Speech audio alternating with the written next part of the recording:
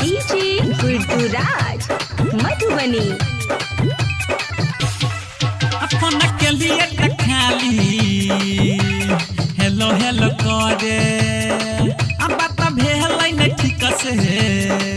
एही से लगल ई लहरे एही से लगल ई लहरे अपन के लिए खाली हेलो हेलो करे अब बात भेलै न ठीक से एही से लगल ई लहरे तो बात एहन कहल कई पानी सारा बह गेल त बात एहन कहल कई पानी सारा बह गेल तो हमारा जहान के मोबाइल देखी खड़ा बह गेल तो हमारा महल के मोबाइल देखी खड़ा बह गेल बड़ टेंशन में छियो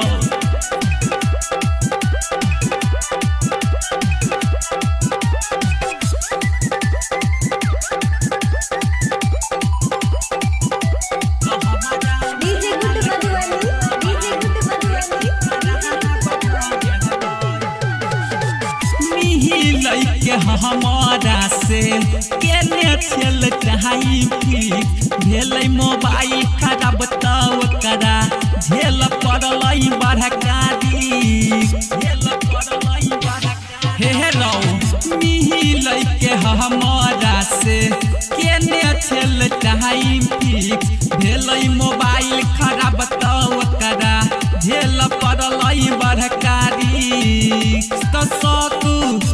करै छै हमारा से न रहा जब गेल त शक करै छै हमारा से न रहा जब गेल तो हमारा जहान के मोबाइल देखी खड़ा बह गेल तो हमारा महल के मोबाइल देखी खड़ा बह गेल बर्तन से आल छै रौ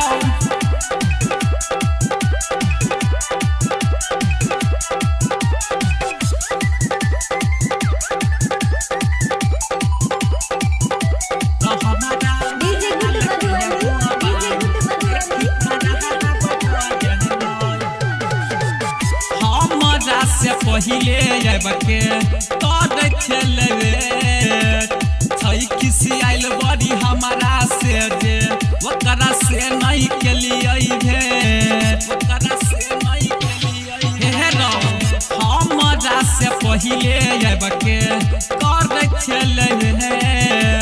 छै किसी आइल बड़ी हमारा से जे ओकरा से नहीं केलिए भेट राइटर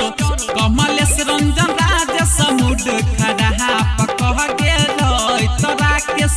पंकज नीरज मुद खड़ा पकह गेल तो हमारा जहान के मोबाइल देखी खड़ा बह गेल तो हमारा महल के मोबाइल देखी खड़ा